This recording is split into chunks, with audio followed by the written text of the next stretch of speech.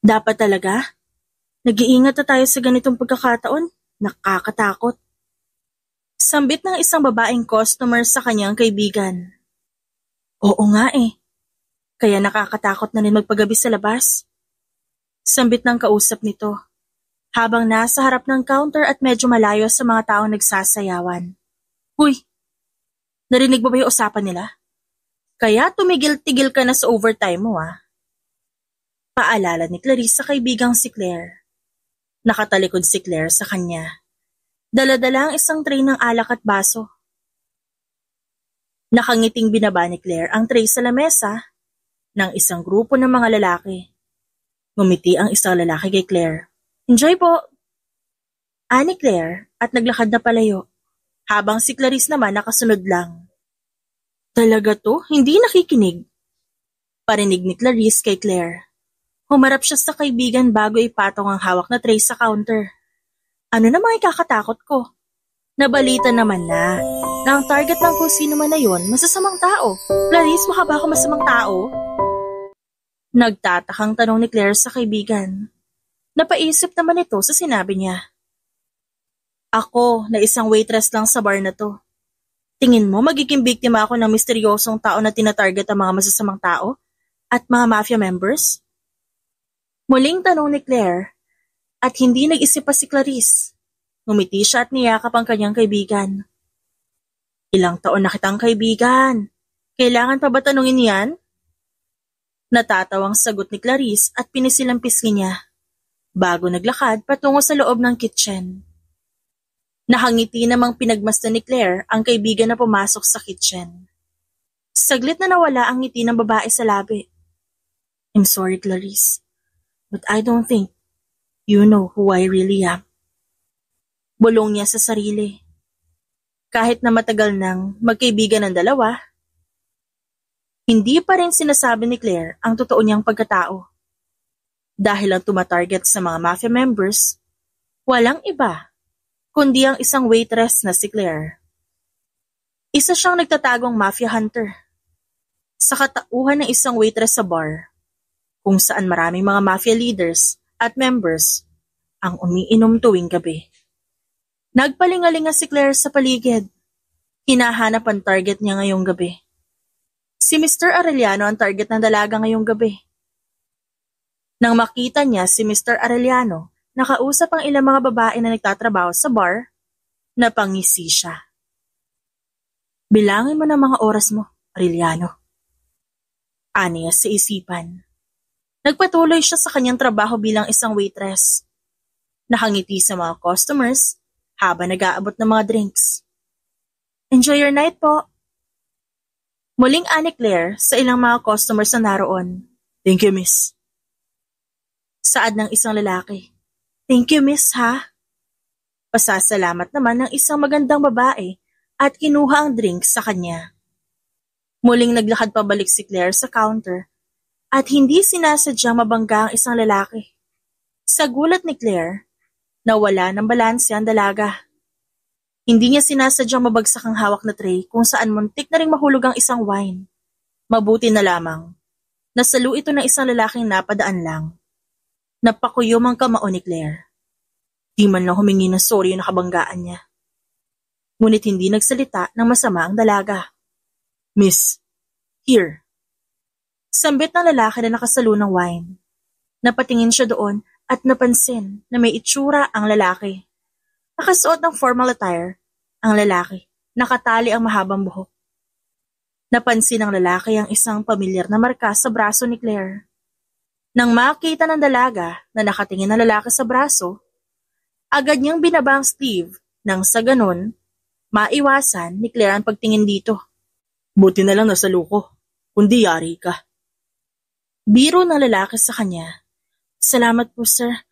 Kundi dahil sa inyo baka mapabayad pa ako sa nabasag ko eh.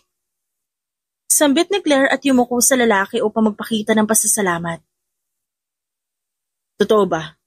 Na kahit nabangga ka lang, ikaw pa rin magbabayad? Nagtatakang tanong ng lalaki kay Claire. Tumango naman ang dalaga. Yes po.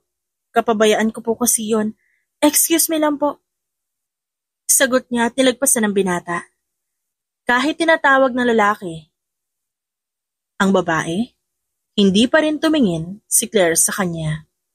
Ilang sandali lang, may tumawag dito na mga kasama nito. Ngunit nagpatuloy pa rin siya sa pagmamasid kay Claire. Pinagmamasdan ng dalaga. Ang ibang mga customer doon nakausap ang ilang mga lalaki. Miss, can you open this for us? Hindi kasi namin mabuksan. Sambit ng isang babaeng customer at inabot kay Claire ang hawak na bote ng alak. Ngumiti si Claire at kinuha ang bote, ngunit masyado matigas ang takip at hindi niya mabuksan yun. Excuse me lang po, gagamit lang ako ng tool. Paalam ni Claire at ngumiti ang babae. Naglakad siya palapit sa bartender, ngunit busy masyado ito. Kaya't pinaba ni Claire ang bote sa lamesa at ginamit ang buong puwersa upang buksan ang takip, ngunit hindi pa rin niya magawa. Naramdaman ni Claire na may palapit sa kanya, kaya't agad siyang napatingin sa likod at nakita ang lalaki na sumalo kanina ng wine na nasa likuran niya na ngayon. Allow me please. Sambit ng lalaki at kinuha ang bote sa kamay niya.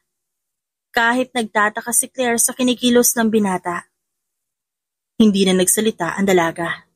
I'm Sid, anyway. Pakilala nito at saglit na tiningnan si Claire bago buksan ang takip ng bote nang walang kahirap-hirap. Nakaramdam siya ng pagkamangha sa lalaki. Table 27?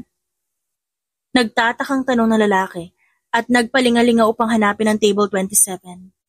Sasagot pa lamang si Claire, dire-diretso na nagtungo ang lalaki sa table 27 upang ibigay ang bote ng alak.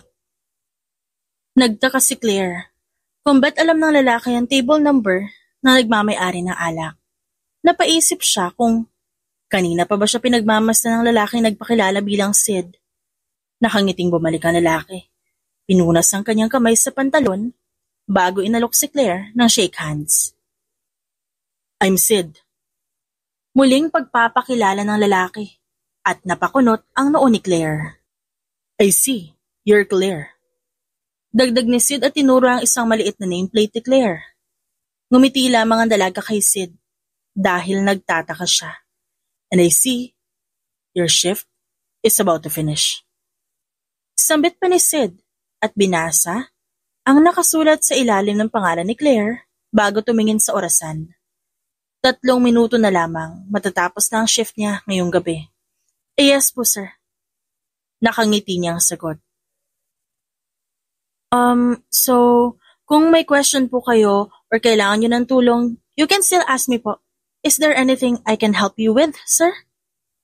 Magalang na tanong ni Claire habang pasimpleng pinagmamasdan ng target niya ngayong gabi. Umiling si Sid na tila hindi na alam ang sasabihin. If you have nothing to say po, or if you don't need anything, then I'll be on my way, sir. Muling sabi ni Claire at nagbow kay Sid bago naglakad palayo sa binata upang ayusin ang ilang mga upuan na magulo. Agad na kinawayan ni Claire si Clarice nang makita niya ito. Nakapagpalit na ng damit ang kaibigan at naglalakad na palabas ng exit.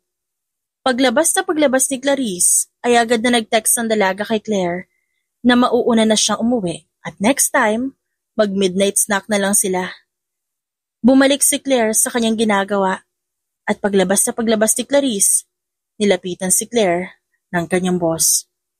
Overtime again, Claire? Tanong ng boss ni Claire sa dalaga. Tumango agad si Claire. Yes po, boss. Medyo nangangailangan eh. Ngumiti naman ang boss niya at tinapik ang kanyang balikat. Huwag kang mag-alala.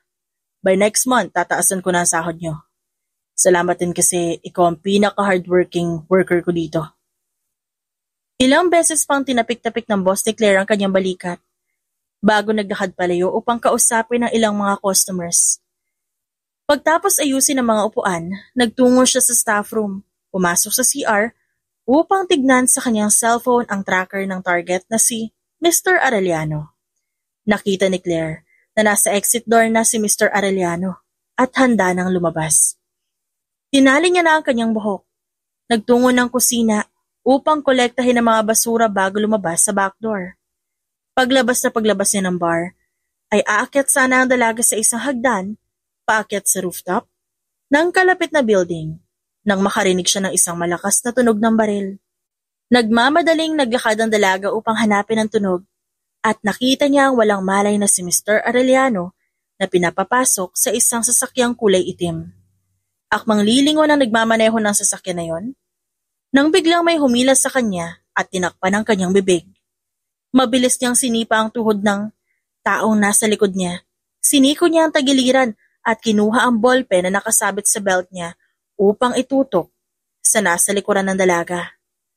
Nagulat si Claire nang makita na sisid ang lalaking yon. Itinaas nito ang mga kamay, ngunit na makarinig ng mga yabag palapit sa kanila, hinawakan ni Sid ang kanyang braso. Pilit na nanlaban ng dalaga at hindi sinasadyang masuntok ang kanang palad ni Sid. Hindi pinansin ni Sid ang kirot na naramdaman sa palad at lumapit sa backdoor ng bar kung saan nanggaling si Claire, ngunit nakasara na ang pinto. Nakakunot ang noon ni Claire sa inis at pagtataka. Ngunit dahil palapit na ang mga yabag ng mga lalaking hindi kilala ni Claire, wala na sila matatakbuhan pa. Naisipan ni Sid na isandal ang babae sa pader at ilapit ang mukha sa dalaga. Gulat na gulat si Claire at bago pa man laban, binulungan siya ni Sid. Shh, wala akong gagawin. Kahit suntukin mo ako mamaya ayos lang. Just ask na kunwari wala tayong narinig.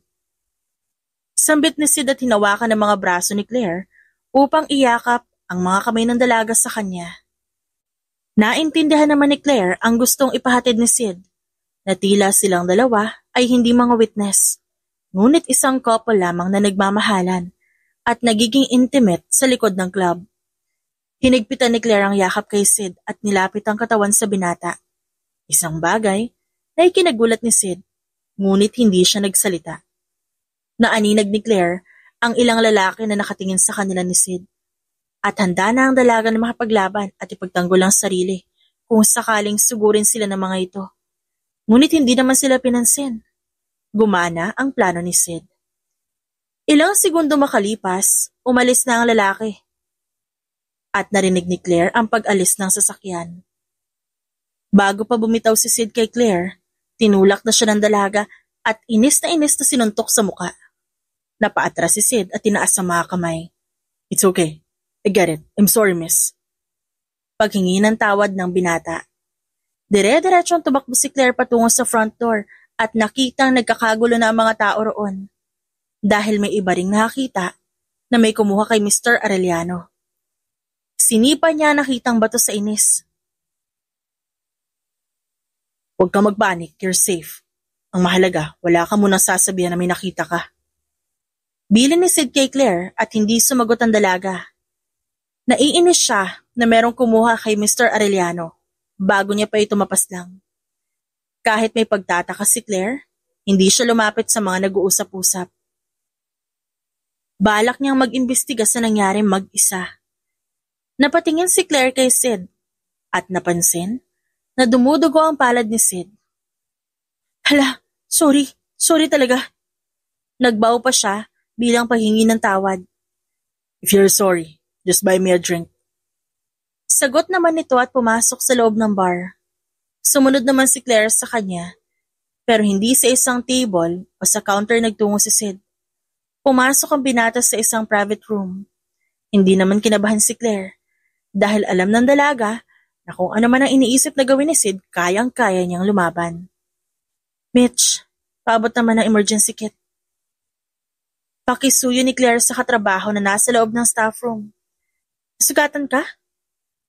Nagtatakang tanong ni Mitch habang inaabot ang emergency kit at umiling naman si Claire. Pagkuha ni Claire ng emergency kit, nagtungo siya sa private room, saka sinundan si Sid. Nadatnan niya si Sid na nakaupo sa sofa at nagmamasid-masid sa paligid. Isasara niya na sana ang pinto na magsalita ang lalaki. It's okay. Keep it open if you don't feel comfortable. Bilin ng lalaki na siya ikinagulat ni Claire. Sinara niya ang pinto at lumapit sa lalaki. You sure? You'll keep the door closed? Nagpunta lang naman ako dito dahil ayoko ng ingay. Sambit ni Sid at ngumiti kay Claire. Napangiti din ang dalaga. Ayaw mo ng ingay pero nasa club ka. Pabalang na sagot niya at naupo sa tabi ng lalaki. Maingat na nilinis ni Claire ang sugat ni Sid habang sunod-sunod na pakikipagkwentuhan ng dalawa sa isa't isa. Saan ka natuto makipaglaban? Galing mo ah. Papuri ng lalaki at pasimpleng ginaya ang mga actions na ginawa ni Claire kanina. Honestly sir, sa mga napanood ko lang po yun. Mahilig kasi ako manood ng mga tungkol sa self-defense, ganun. Pagsisinungaling niya kay Sid habang nilalagyan ng benda ang palad ni Sid. Bilang pambawi, inalok ni Claire ng drinks ng lalaki na tinanggihan naman ng binata.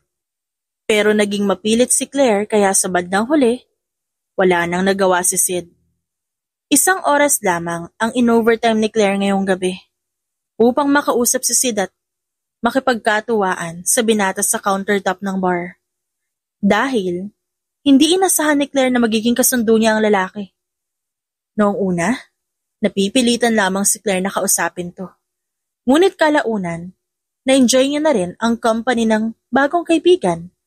Lalo na, at sa iisang high school lamang pala sila nagtapos at magkaparehong batch pa. Naalala ko yung fountain sa school na laging marumi at walang tubig. Kwento ni Claire at agad namang natawa si Sid. Ginagawa naming wishing fountain yan. Tapos naghahagis kami ng mga piso. Nakita mo ba yung sign na...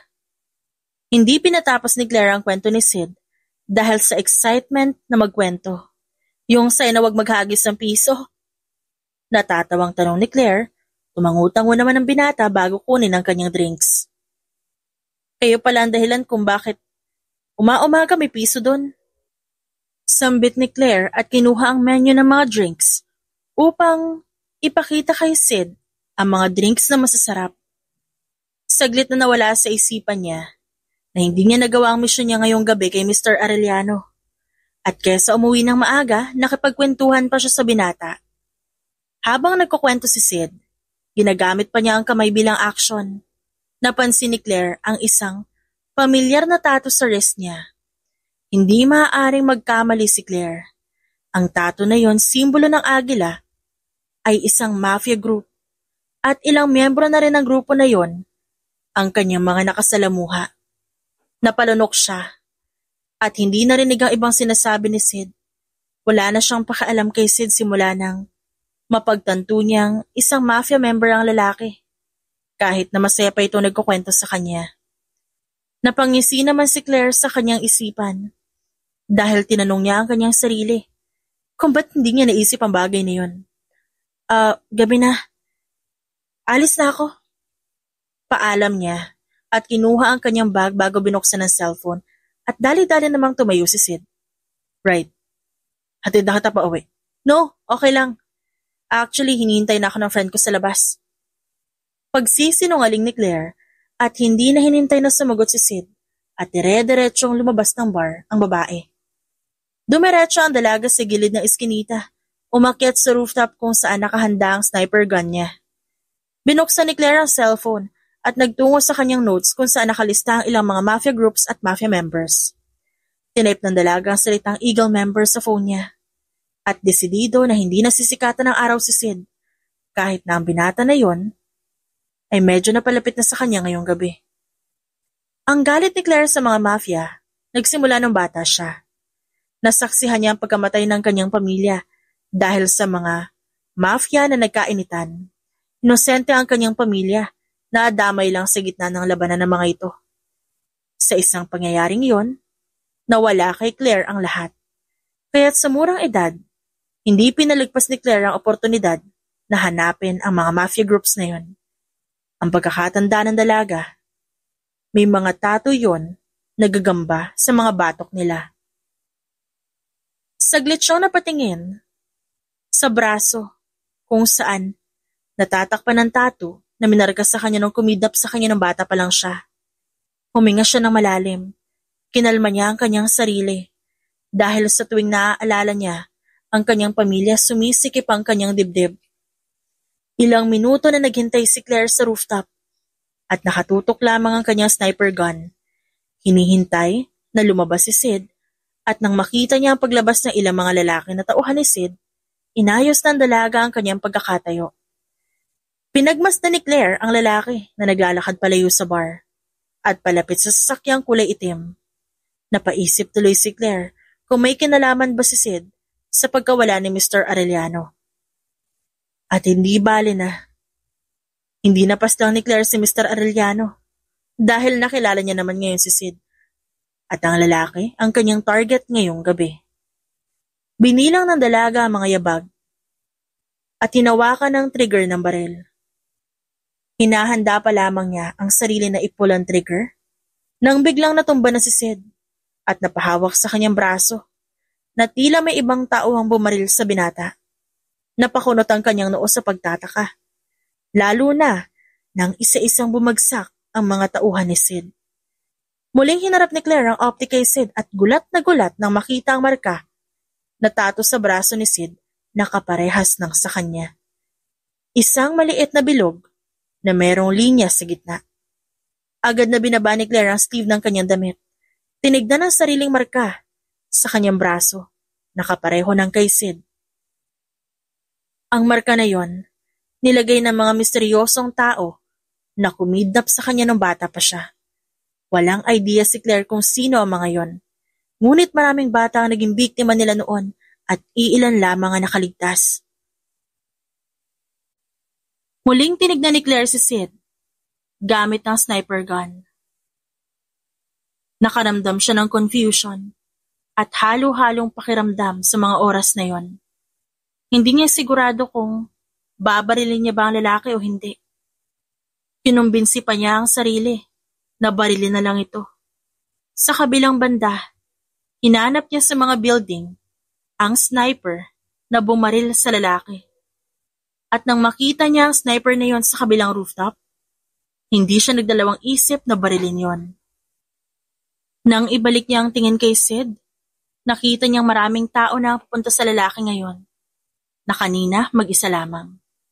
Saglit niyang pinagmasdan ang mabilis na kilos ni Sid na ginagamit ang baril nito sa pakikipaglaban. Panira ng plano. Bulong niya sa sarili. Bago mabilis pinasok ang sniper gun sa kanyang bag at sinuot ang bag na yon sa kanyang likuran. Nagmamadali siyang tumakbo pababa. Dala-dala ang baril niya at meron pang maliit na baril sa kanyang kamay. Nang magkasalubong sila ng kalaban, hindi siya nagdalawang isip na gamitin ang baril na hawak. Takang-taka si Sid na nakatingin kay Claire na lumalapit sa kanya. Pansin na ni Claire ang pagdurugo ng braso ng binata. Kinuha ni Claire ang isang baril na nakasabit sa belt at hinagis kay Sid. Ibalik mo yun mamaya ha, aniya, at binaril muli ang pinakamalapit na kalaban. Kahit nagtataka si Sid, hindi siya nagsalita. Dire-diretsong lumapit si Claire sa kanya, tinaas ang sleeve ng kanyang damit upang kumpirmahin kung pareho ba talaga sila ng marka sa braso. Follow me.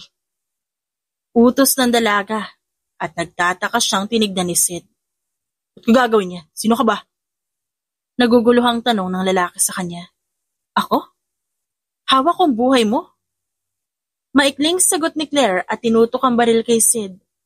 Sinadyang daplisan ng bala ng baril ni Claire ang tenga ni Sid nang barilin niya ang kalaban sa likuran ng binata. Sa kanya muling binalik ang pagtutok ng baril kay Sid. If you want to live, you'll do whatever I say. Huling sambit ni Claire at hinila sa braso ang lalaki.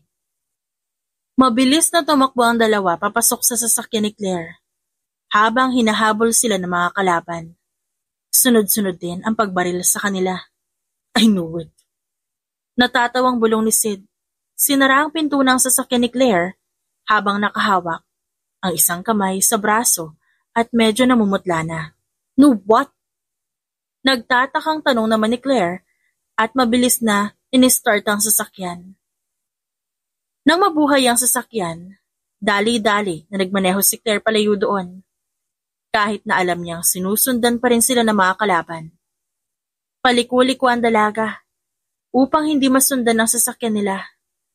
At nang positibo si Claire na wala ng kalabang nakasunod sa kanila, Pinagmasdan niya si Sid na walang malay. Kainis naman oh. Naiiritang bulong niya at tinapik-tapik si Sid.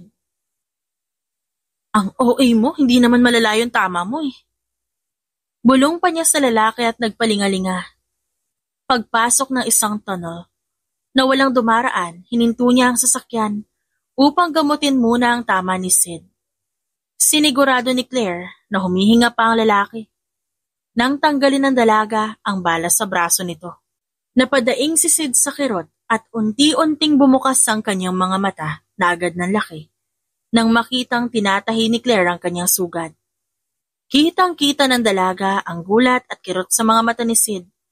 At bago pa man magsalita at magreklamo ang binata sa kanya, tinakpan niya na ang bibig nito. Shh! Last na! Isa na lang! Sambit ng dalaga at dinikit ang karayom sa sugat ni Sid. Si Sid naman umiiling at kinakabahan. Napasigaw ang binata sa isipan nang itusok ni Claire ang karayom at mabilis na tinahi ang sugat.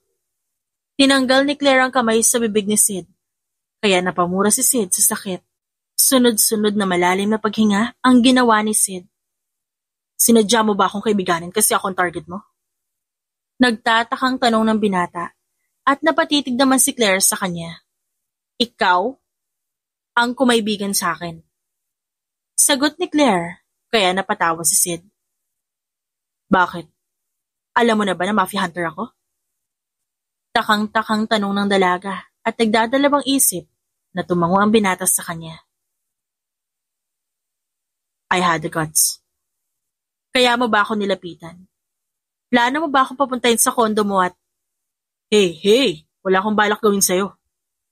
Depensa agad ni Sid at tinaas ang dalawang kamay. Hindi nagsalita si Claire. Binalik ang mga kamay sa manibela upang paandarin ang sasakyan. I just think na ang cool mo. Saad ng binata at tinignan ang sugat niya na tinahi ni Claire. Naisip ko na kung ikaw nga ang mafia hunter. Ang cool mo naman kung ganon. Mafia hunter na isang waitress? I think that's a smart move.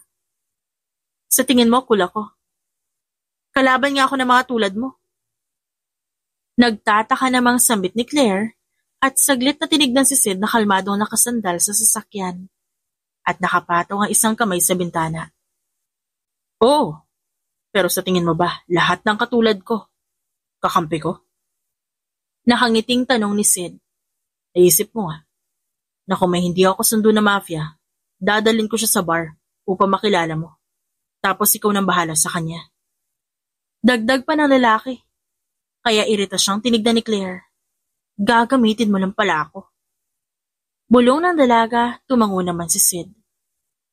So what's the deal? Ba't mo ako niligtas? Interesadong tanong ng lalaki.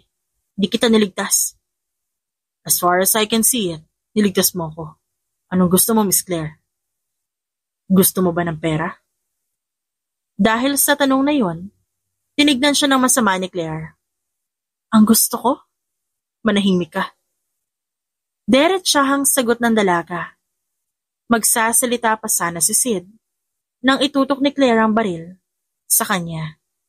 Tumango-tango naman si Sid at tinuro ang bibig niya bago umarting zinizipper niya yon. Naging tahimik naman ang buong biyahe hanggang sa makarating sila sa hideout ni Claire. Pasok. Anyaya ni Claire at binuksan ang ilaw. Sinigurado ng dalawa na wala nakasunod sa kanila bago isara ang pintuan ng kanyang tinitirahan. Manghang-mangha si Sid sa linis ng bahay ni Claire. Inikot niya ang buong sala. Sa ref, may tubig, pagkain. Sambit ng dalaga at binuksan ang ref. Kinuha niya ang ilang mga tinapay at pinatong yun sa lamesa. Baka may lason pa yan. Napahinto si Sid nang makitang kinagat ni Claire ang tinapay. Napaupo siya sa sofa. Hinanap ang remote ng TV. Ngunit naunang makita yun ni Claire at nilagay yun sa gilid ng telebisyon. Hinubad ng dalaga ang suot na jacket sa harapan ni Sid at agad namang umiba ang tingin ng lalaki sa kanya. Anong ginagawa mo? Nagtatakang tanong ni Sid at hinagis ni Claire ang jacket sa isang sofa bago itaas ang sleeve niya. Ano to? Nagtatakang tanong ng dalaga. Pinakita ang marka ng tattoo sa kanyang braso. Napatingin din si Sid sa sariling braso at biglang naging seryoso ang ekspresyon ng mukha nito. So it's you.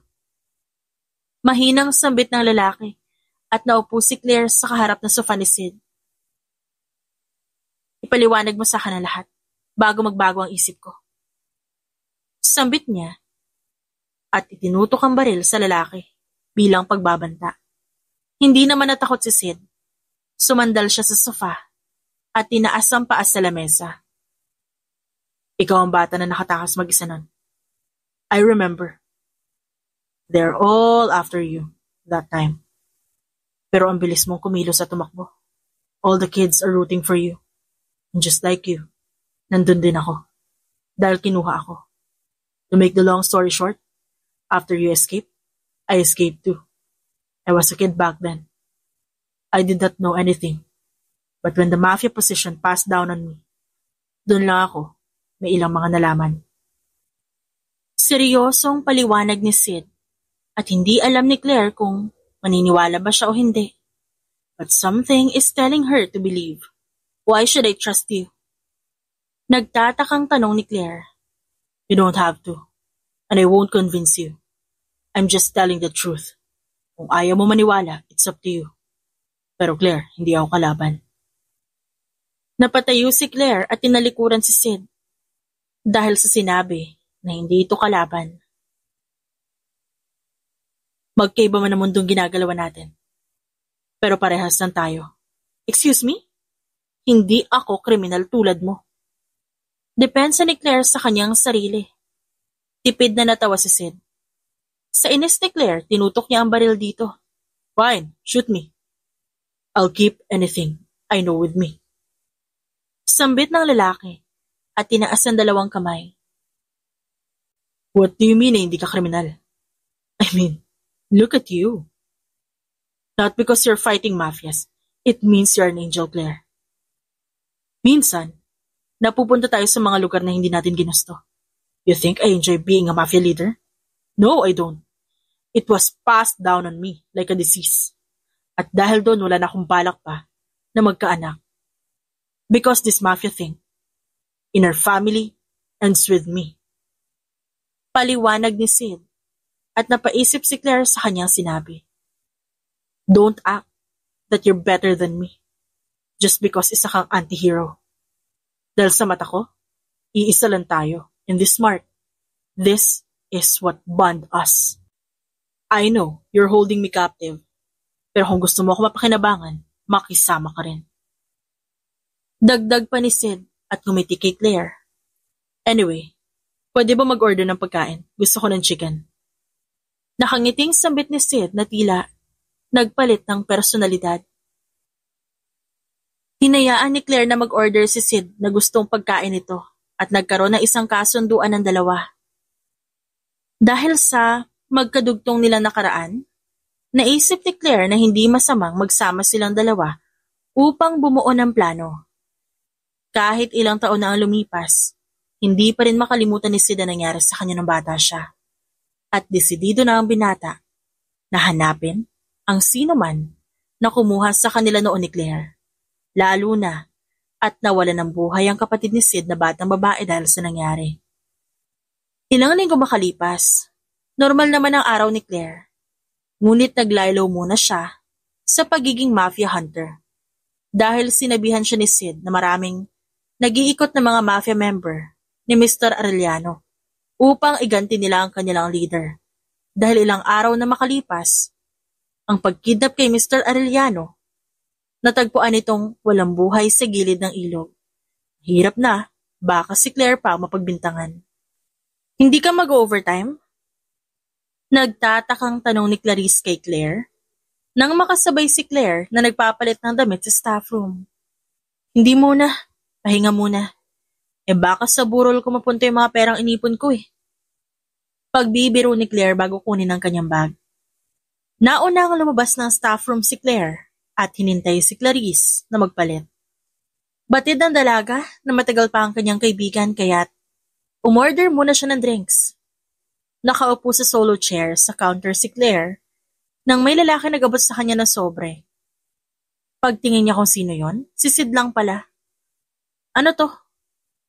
Nagtatakang tanong niya at binasa ang nakasulat sa sobre na isang invitation card sa isang masquerade ball. Exclusive. Pagmamayabang ni Sid at ngumiti. Wala akong oras dyan. Inis niyang sagot at binaba ang invitation card. Ano ba sinasabi mo? Masquerade ball yan ng mga mafias. Hindi yan kung ano-ano lang. Natatawang sabi ni Sid at muling kinuha ni Claire ang invitation card. Hindi mo naman kasi sinabi agad. Sagot ng dalaga at binasa ang nasa loob ng card. It's a good opportunity for you to meet people. Sadly, wala kang pagtataguan ng sniper gun mo. Wala ka rin pwesto dahil nag-iisang building lamang yan sa isla. It's in 2 weeks. Are you in? Alok ni Sid kay Claire. Napasimpleng inalok si Claire bilang date niya. Wait, so magdi-disguise ako as waitress? No, you'll be my date. Diretsahang sambit ni Sid at tinignan siya ni Claire na tila nandidiri ito. Alam mo, nakatanggap ako ng ilang invitation cards para maging date ko. Tapos ikaw inaaya ko, ganyan ang tingin mo sa akin. Tila na-offend naman si Sid sa mga tingin ni Claire. Binaba ni Claire ang card at uminom ng beer. Marami naman pala nag-invite sa'yo eh. E di mamili ka sa kanila. I can buy my way in. Sagot ni Claire sa kanya. Nilapit naman ni Sid ang upuan sa dalaga. Nagulat si Claire sa ginawa ni Sid dahil sa isang iglap magkalapit na agad ang dalawa. This is the easiest way. You are invited. You are my date. And you are not there to kill anyone. Andun ka para makilala sila. Trust me. I know what I'm doing. Pangungumbinsi ng lalaki sa kanya. Napaisip naman siya sandali bago sumang-ayon sa bagay na gustong gawin ni Sid. May susuting ka na ba? Excited na tanong ng lalaki. Siyempre wala. Mukha ba ako may masquerade outfit on a daily basis? Sarkastikong tanong ni Claire. Good, then bibili tayo. Don't worry, money's on me. Pagmamayabang ng lalaki at kinindatan si Claire. Nandidiri namang tinignan ni Claire si Sid bago nag-order ng isa pang drinks at inabot yon sa binata. Then this one's on me. Nakangiting sabi ni Claire at tinaas ang baso upang makapag-cheers kay Sid. Nakangiti ang dalawa nang magtama ang kanilang baso. Hindi pansin ni Claire na habang umiinom siya, nakatitig sa kanya ang lalaki. Ang usapan ng dalawa, sa susunod na linggo pa sila bibili ng mga damit. Ngunit hindi matiis ni Sid ang excitement. Kaya nga, kahit 2 araw pa lang ang lumipas, nag-text na siya kay Claire na bibili na sila agad ng damit. Ang dahilan ni Sid kay Claire, mas maaga, mas mabuti. Baka maubusan pa si Claire na magagandang pagpipilian. Ngunit ang totoo, gumagawa lamang ng paraan si Sid para makita ang dalaga. Dahil rest day ng dalaga noong nakaraang araw at hindi siya nakita ni Sid sa bar bilang waitress. Sandali! Inis na sambit ni Claire at nabubulahaw na sa sunod-sunod na katok sa kanyang kwarto. Antok na antok pa siya nang buksan niya ang pinto ng kwarto at nakita si Sid na nakangiti. Good morning. Na-receive mo naman siguro yung message ko, di ba? Bati ni Sid at tinuro ang lamesa kung saan nag-order na siya ng almusal para sa kanilang dalawa ni Claire. Ba't sa kwarto ka kumakatok? Hindi ba dapat sa pinto ko muna? Kailan ka pa nagkaroon ng susi ng bahay ko? Takang-takang tanong ni Claire at pumwesto si Sid sa likuran ng dalaga at hinawakan sa mga braso si Claire upang i-guide ang babae papunta sa bathroom. Binigyan mo ako ng access key last time. Kasi nga 'di ba, naiwan ko yung wallet ko rito. Tapos tinatamad kang bumalik, kaya binigyan mo na lang ako ng susi para manahimik na ako. Paliwanag pa ni Sid. Naalala naman ni Claire ang nangyari. Pwede naman bukas tayo pumunta or next day or next week. Mas okay ngayon, Claire, trust me. Pagputol ni Sid sa sinasabi ng dalaga at pinipigilan ang mga ngiti dahil nagagandahan siya sa itsura ni Claire ngayon na magulo ang buhok. Nakasuot ng pajama at inaantok. Puro ka trust me pag ito pumalpak ka. Inis na saad ni Claire at lumabas na si Sid ng bathroom upang bigyan ng privacy si Claire. Sinara ng dalaga ang pinto at ilang minutong tumulala muna sa bathroom bago naisipang kumilos at maghilamos na muka. Excited na inasikaso at inayos si Sid ang almusal nilang dalawa ng babae. Pinag-usapan nilang dalawa ang kanilang plano sa pagkainan.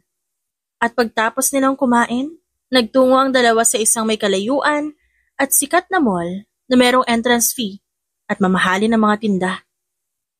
Namamangha si Claire na nakatingin sa paligid at pinagmamasa ng mga tinda sa loob ng mall. Grabe!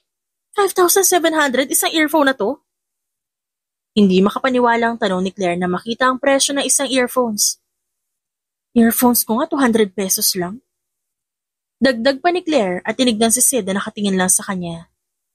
Kayo talaga mga mayayaman? Hindi nyo alam ang gagawin nyo sa pera. Kesa mag-donate kayo sa mga charities, ganito yung ginagawa nyo. Napatawa naman si Sid sa sinabi ni Claire. Dahil hindi batid ni Claire, matagal na siyang nagdo-donate sa mga charities at mga pet rescue teams. Okay tayo. Alok ni Sid kay Claire at tinuro ang elevator. Nagtungo ang dalawa sa top floor kung saan mabibili ang mga magaganda at mamahaling dress. Na merong iba't ibang room, depende sa klase ng damit, na hanap ng customer. Naglabas si Sid ng VIP card, namangha naman si Claire. Regular ka dito? Ilang babae na siguro yung binilhan mo ng damit, no? Pabulong sana yon pero hindi napigilan ni Claire ang kanyang boses. Hindi sumagot si Sid. Tama naman kasi si Claire. Ilang babae na ang binilihan ni Sid ng damit, ngunit hindi nga kasintahan ng mga yon. Yon ang mga humihingi ng tulong sa kanya kapag merong pupuntahang party at walang masusuot. For masquerade gowns, please para sa kanya. Sambit ni Sid sa sales lady at tinuro si Claire. Pinasunod si Sid at Claire sa loob, kung saan ang silid na yon punong-puno ng masquerade gowns. Kitang-kita ni Sid ang pagkamangha sa mga mata ng dalaga. At alam niyang sa mga oras na yon, natutuwa si Claire sa nakikita. Magkatabing naupo ang dalawa, habang tinitignan ng isang makapal na libro ng mga damit. Black ang theme? Pangungumpirma ni Claire, tumango naman si Sid. Masinsinang namili ng susuotin si Claire, ngunit halatang nape-pressure dahil nakatingin ang sales lady sa kanyang likuran at hinihintay siya. Miss, can you give us little privacy? We'll call one of you if you have questions or kung magta-try na siya ng gown. Magalang na sabi ni Sid sa mga sales lady. No worries po, Sir Sid. Nakangiting sagot ng isang sales lady bago sila lumabas ng silid. Bagay kaya sa akin to? Nagtatakang tanong ni Claire kay Sid at pinakita ang isang kakaibang damit na hindi nagustuhan ng lalaki. Balot na balot naman. Kulang pa sa kintab, edi sana nagkapote ka na lang. Pang-aasar ng lalaki at natawa si Claire sa biro niya. Muli pang tumingin-tingin si Claire na susuotin. This one.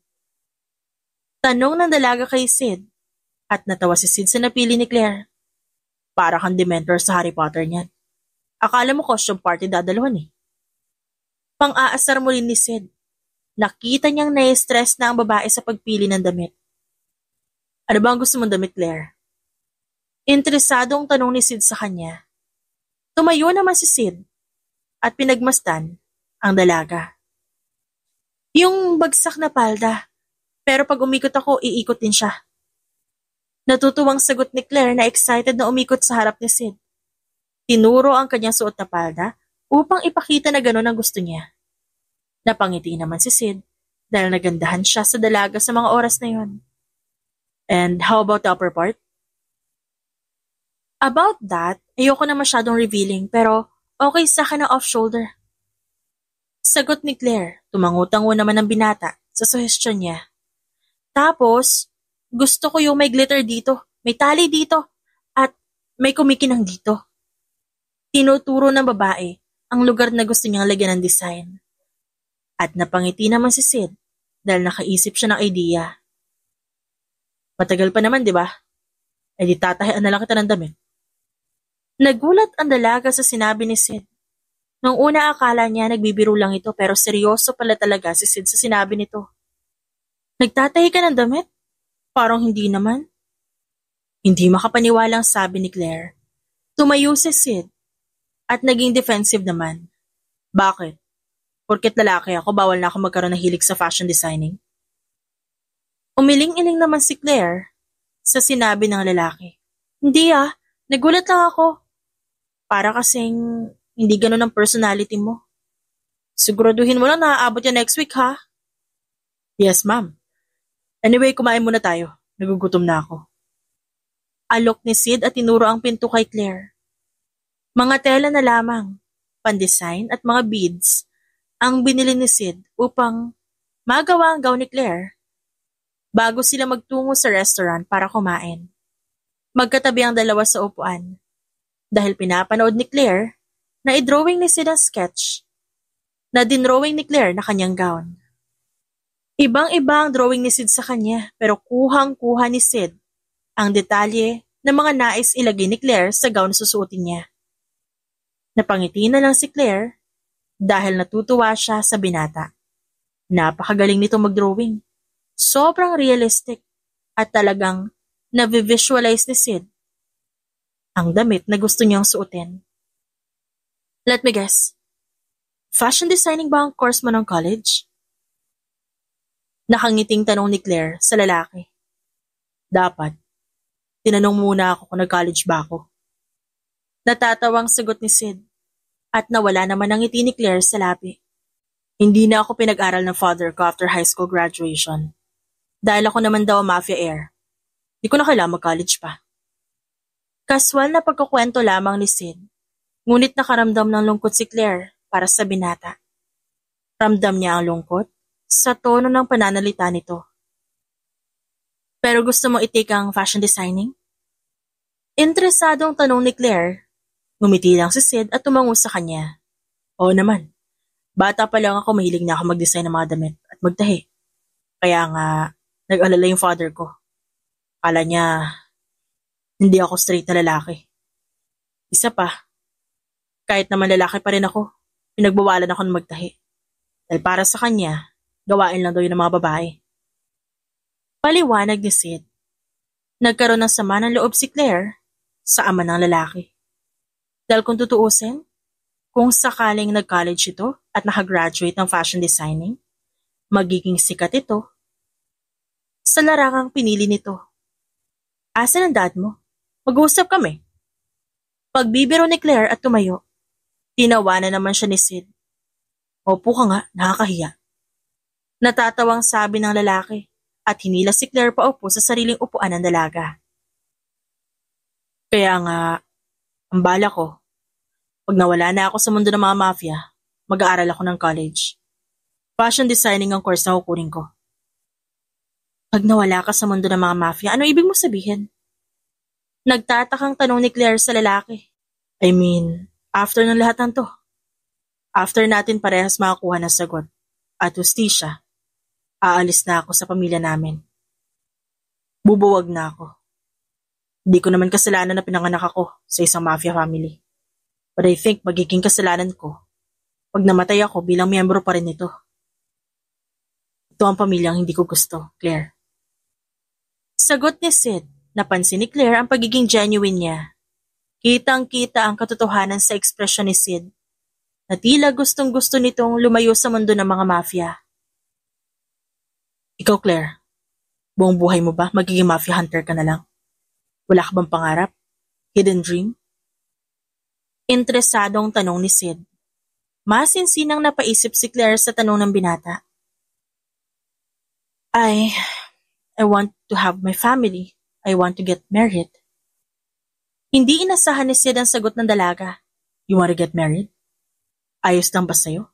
Na college student, ang groom mo? Ayoko na mas bata sa akin. Napahinto si Claire na mapagtanto ang sinabi ni Sid. You mean ikaw ang groom ko? No thanks. Pagbibiro niya, tinawanan si Sid. Dahil hindi naman bumili ng damit ang dalawa, dumiretso si Claire at Sid sa bahay ng binata upang magsimula na sa pag-aayos ng damit na susuotin niya. Isa mang mafia leader si Sid. Walang katao-tao sa bahay nito. Matagal na ring wala ang tatay ni Sid. Kaya kahit kailan pwede na siyang umalis sa pagiging mafia leader. Ngunit hindi pa niya magawa dahil ginagamit pa niya ang kanyang kapangyarihan at pagkakakilanlan upang mahanap ang pumatay sa kanyang nakababatang kapatid. Siya ba? Mahinahon na tanong ni Claire nang makita ang isang picture frame ni Sid nung bata siya at kasama ang kapatid na babae. Tumango si Sid habang nagtatahi at hinahayaan lamang si Claire na umikot sa mansyon. Nakaramdam ng lungkot ang dalaga. Saglit na tinignan si Sid na abala at tahimik sa ginagawa. Noong una, hinusgahan niya ang lalaki dahil kabilang ito sa mafia world. Ngunit ngayon, na alam na ni Claire ang kwento ng buhay ni Sid, naisip ng dalaga na sino ba siya para husgahan ng lalaki sa bagay na ginagawa din naman niya. Ang lungkot na nararamdaman ni Claire sa kanyang puso, matagal niyang tinago sa likod ng galit. Habang si Sid naman, may plano sa buhay na tumiwalag sa bagay na hindi niya gusto at humingi ng hustisya sa nangyari sa kanyang kapatid. Totoo nga ang sinabi ni Sid na silang dalawa ay ang dalawang tao na may iisang layunin. Napansin ni Claire ang isang kwarto na nakabukas at lumapit doon. Dahil bukas ang ilaw sa loob ng silid, nakita niya ang naglalakihang box ng package na naroon. Nabasa ni Claire ang mga nakasulat sa boxes. Napagtanto niya na ang mga packages na yon ipinapadala ni Sid sa mga charities at mga pet rescue teams. At napansin niya ang mga poster na nakadikit sa paligid, mga advertising posters ng ilang charity, mga litrato ni Sid kasama ang mga bata sa bahay ampunan, mga teenagers na nakasuot ng magagarbong gowns sa isang JS prom. At ang mga gowns na yon, kapareho ng style ng pinuntahan nila kanina, kung saan sana sila bibili ng gown. Napaisip tuloy si Claire kung binili ni Sid ang mga gown na yon para sa mga teenagers na aatin ng JS prom, nakabilang sa ampunan na pinupuntahan lagi ni Sid. Marami pa mga litrato sa paligid. Mga litrato ni Sid kasama ang ilang animal rescue, kung saan nagpapaligo siya ng stray dogs at nagre-rescue ng mga stray kittens. Nakaramdam siya ng pagkamangha sa kanyang nakita. Hindi niya mapigilan ang ngiti dahil napagtanto niya na hindi masamang tao ang lalaki. Dahil sa kanyang nakita, gumaan ang loob niya kay Sid. Lalo siyang napalapit sa lalaki. Kung noon, nakikita niya lamang si Sid sa bar kung saan siya nagtatrabaho. Ngayon, nagkikita na ang dalawa sa mga mall upang mamasyal, kumain sa restaurant. Minsan, pinupuntahan siya ni Sid sa sariling bahay upang panoorin niya itong magtahi. Magpaturo hanggang sa matapos na ni Sid ang tinatahing damit para sa kanya. Hindi siya makapaniwala sa napakagandang gown na nagawa ni Sid na wala pang 2 linggo natapos na agad nito. Agad na pinasukat ni Sid sa kanya ang gown at excited naman siyang suotin yon.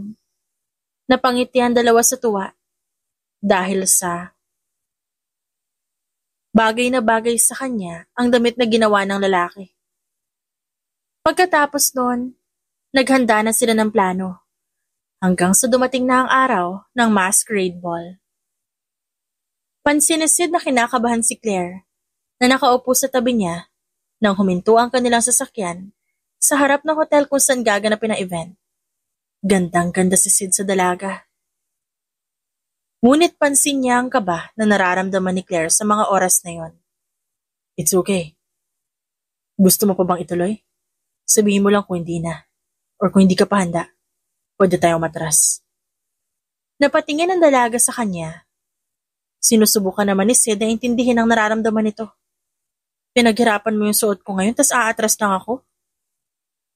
Hindi mo muna kailangan isipin yan. Kaya pa kitang gawa ng mga damit, kahit di mo naman susuotin. Huwag ka manghinayang. Kung ayaw mo, sabihin mo lang sa akin. Napangiti naman ang dalaga sa sinabi ni Sid sa kanya. Isang ngiti na hindi pa niya binibigay kahit kanino. Isang ngiti na nakalaan lang para kay Sid. Isang ngiti na nagsasabing may nararamdaman na siya sa binata. It's okay, I can do it. Sambit ni Claire at kinalma ang sarili.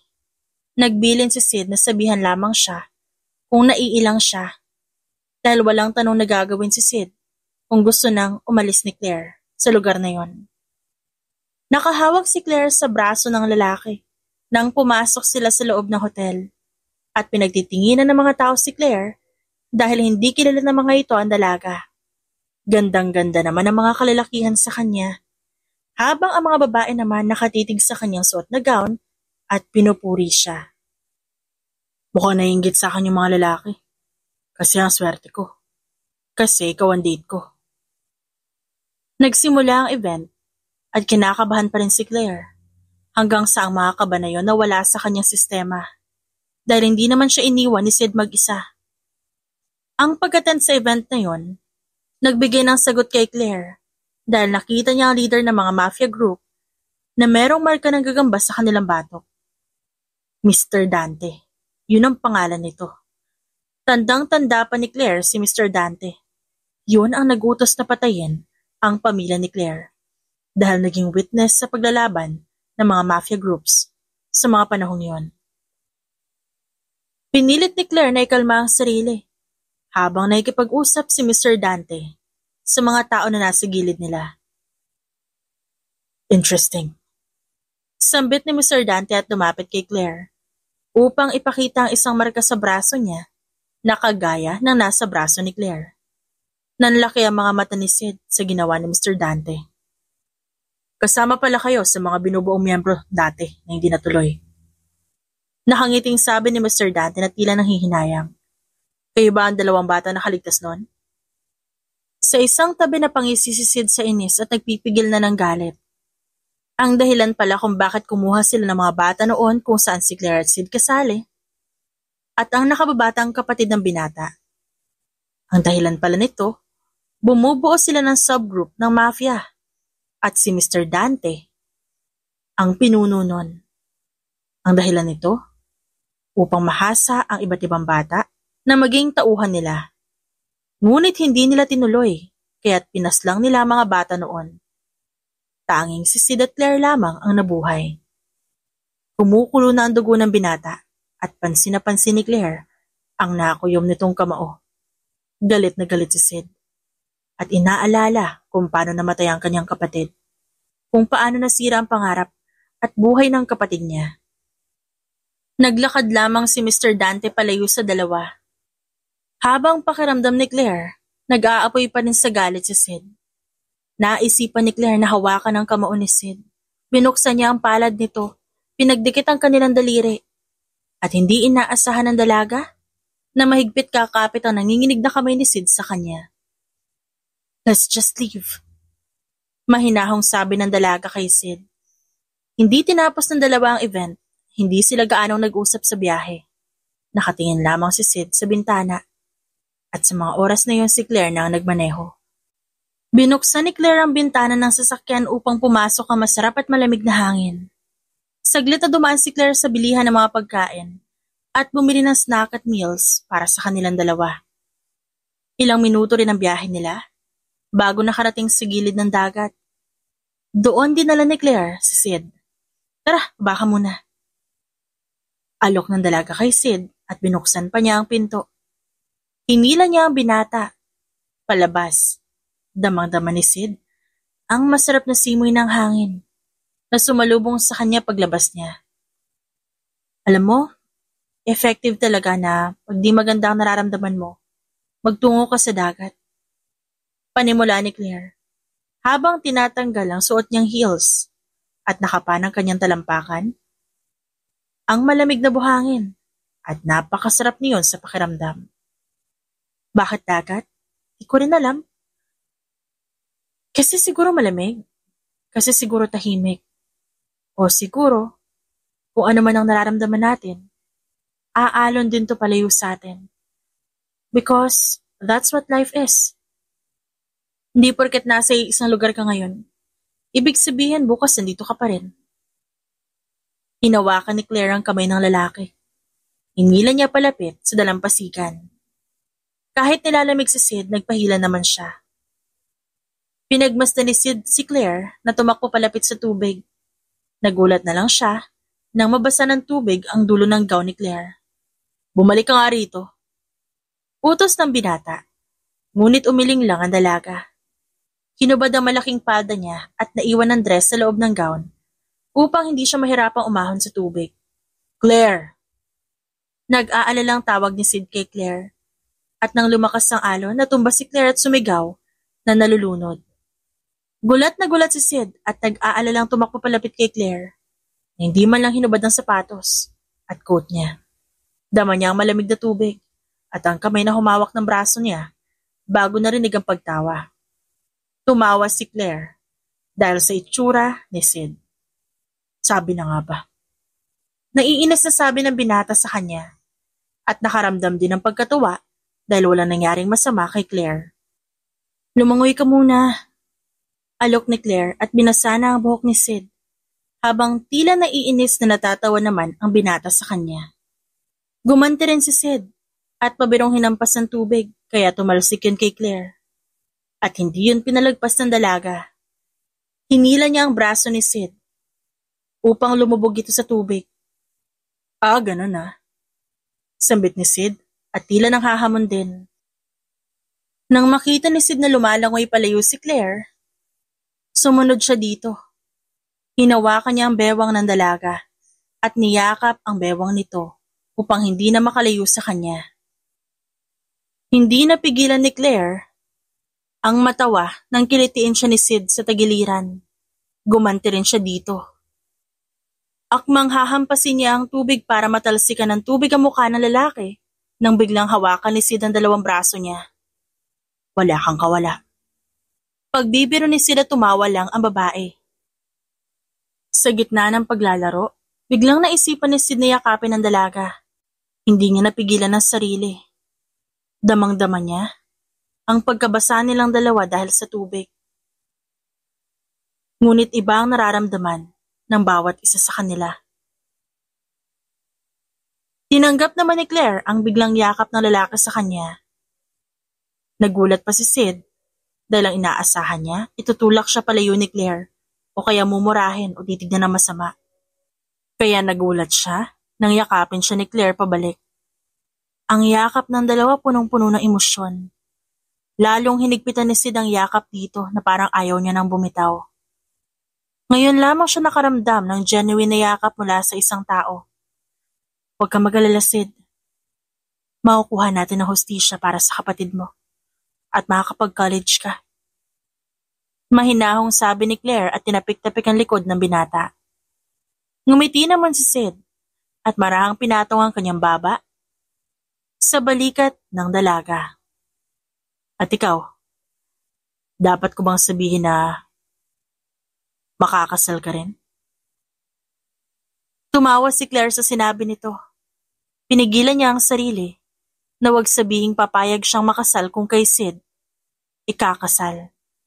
Pero batid ng dalaga na isa itong magandang oportunidad upang sabihin kay Sid ang tunay niyang nararamdaman. Magsasalita na sana siya nang makita ang isang sniper dot na nakatutok sa noo ni Sid at mangiyak-ngiyak na tumitig kay Sid dahil lalong dumarami ang laser sa noo ng binata. Pinilit na maging kalmado ni Sid para kay Claire. Alam nilang nakatutok sa kanila ang mga baril ng kalaban at pinapalibutan sila ng mga ito. Sabay nilang tinaas ang kanilang kamay at hindi nanlaban nang lumapit sa kanila ang mga kalaban at hinila sila paahon sa dagat. Isang tingin lamang ni Claire at Sid sa isa't isa. Nagkasundo ang dalawa na wag munang manlaban dahil talo sila at wala silang baril. Sinalubong sila ni Mr. Dante. Palapit pa lamang siya kay Claire. Agad na dumura si Claire sa harap ng mafia leader. Feisty mafia hunter. Bulong ni Mr. Dante at natawa, habang si Sid masama ang tingin sa kanya. Sid, hindi ko alam na may problema pala tayo. Akala ko magkaibigan ng pamilya natin. Mahinang sambit ni Mr. Dante. Kaibigan? Pinatay mo ang kapatid ko. It's just a mistake. At isa pa matagal na yon. Sa tingin mo ba? Valid na dahilan na matagal na yon? Kaya dapat kalimutan ko na? Kahit sa susunod na buhay, hahanapin pa rin kita para singilin sa kinuha mo sa akin. Pagbabanta ni Sid. Nabuhay ka naman eh. Di ba dapat maging thankful ka na lang? Pamimiloso pa ni Mr. Dante. Lalong nag-init ang ulo ni Sid. Ngunit pilit niyang kinalma ang sarili. Ikaw naman. Sambit ni Mr. Dante at tinutukan ng baril sa ulo si Claire. Mabilis na inagaw ni Claire ang baril ni Mr. Dante. At imbis na si Mr. Dante ang barilin, binaril ni Claire ang lalaki na kahawak sa mga kamay ni Sid.